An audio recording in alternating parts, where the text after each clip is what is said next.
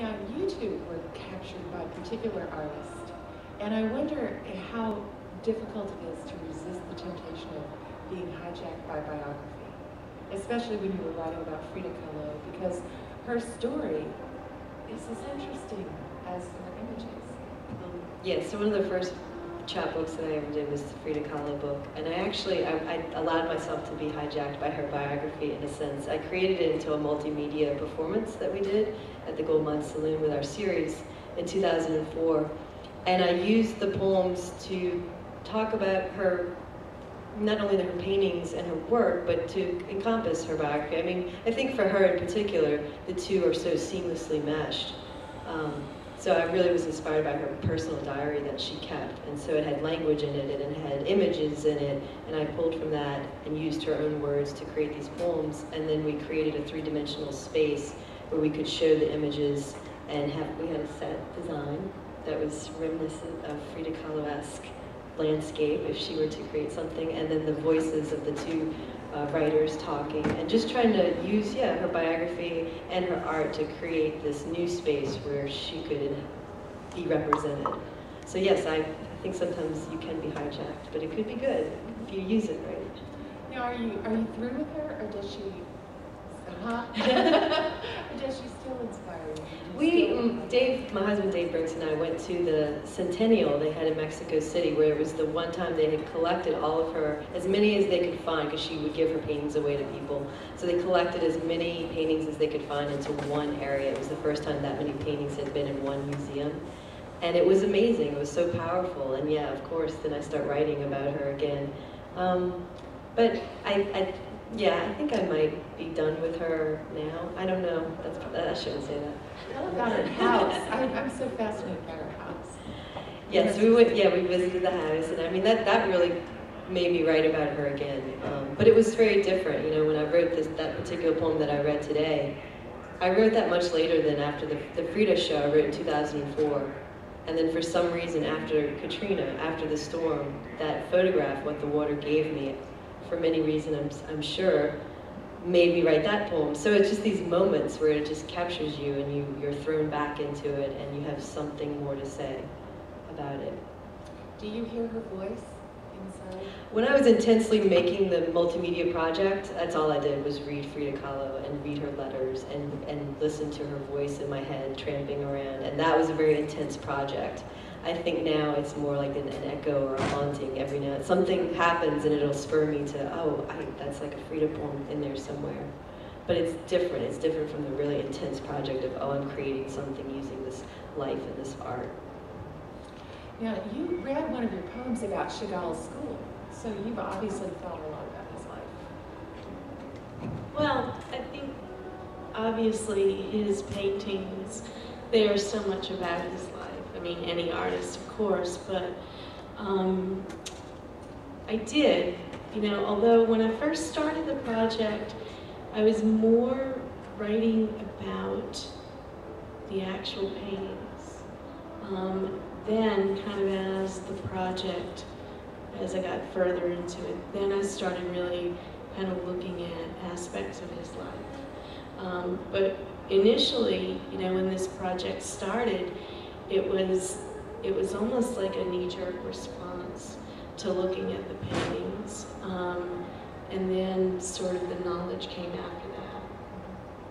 And Tricia, you read back to a lot of poems from your childhood that have stayed with you all this time.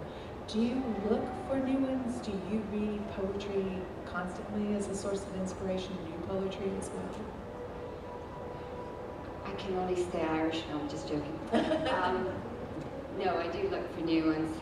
I do tend to go back to the old, like I have them in my head, but I love reading Edna St. Vincent Millay, Sylvia Plath. I love reading women poets, because we have, I'm not a poet, but sometimes I try to write. Women poets have another unique way of looking at the world, and especially pain and love and relationships. And so I find books, I collect books, and continue to read. Now, so many poets are also painters.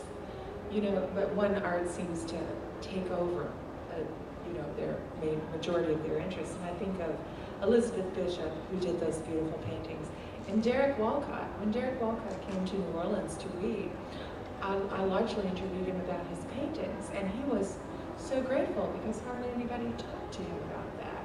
So I'm curious to know if either of you do the other. Do you two paint? You've said you fessed up to writing a bit, but do you two paint, Gina and Megan? No, I wouldn't say that I paint. I mean, I have done in the past art projects. When I went to go do the cover of this book, I asked another friend of mine, who is a poet actually, to come up with this cover, and I just gave her the text, and she came up with this visual image. But I think I'm fascinated by images, so I spend a lot of time looking at images. A lot of my poetry is about not just art, but image-based, and I just don't spend a lot of time creating them. I just look at them a lot. I will always go on the record as saying I am not a visual artist. I'm really pretty woefully inadequate when it comes to visual art. So no, I do not. Me and a paintbrush, it's a dangerous thing. My husband, who's in the artist, who's in the back, he won't even let me paint a room because I'm so sloppy with it and I just want to get it done. So I'm always in awe of visual artists because it's such a painstaking process. I mean, poetry is too, but I really don't do visual art, and it's not something that I'm good at. And as some of you know, I work primarily in glitter and old shoes. That is my art form. And yet, it's important to you two to have your books be beautiful. You have had really beautiful books published. So talk about that part of the process for you, the art object that the book becomes. Question. I like to make books. It's something that I do. My husband and I have a small press, so we do make, and he does the covers. I can't take any credit for the graphic design on the covers for the books that we put out from our small press, Trimmer Pillow Press, which, can I show the book? Ethereal Avalanche is one of our early books that we did from Gina, and so it has this beautiful cover here. But I like to make books. I make chapbooks by hand, I bind them by hand. I'll either put images on them or do something to give them an image on the front. And I like the book art as an object, like you said, it's an art object. Perfect bound books are great because you can get them out in bookstores and people can buy your books and support you. But I also think that poetry has a long tradition of being in the community as just these objects that we pass around broadsides. Of course, we usually had a poem and some art on them, and we've been doing those for years as well. But I really like the idea of the book being this tangible object that people kind of hold in their hands, and it can be beautiful but not precious, so that people really do read it and carry it around their back pocket maybe, but it's still this handmade object that to me is kind of an art object. Well, once again, I'm going to say that I don't make books. I don't paint, but I do write poetry. But I don't. I guess with me, I do really have I get a vision in my mind of what I want the book to look like. I have a book that's going to be coming out in 2013. It's called Amber Porch Light, and I have a vision in my mind of what I expect that book to look like. And so for me, it's more of a relationship of working with the person who's designing the cover. Dave did such an amazing job on this one, and my chapbook that came out in 2006, my husband and I worked really closely on that one.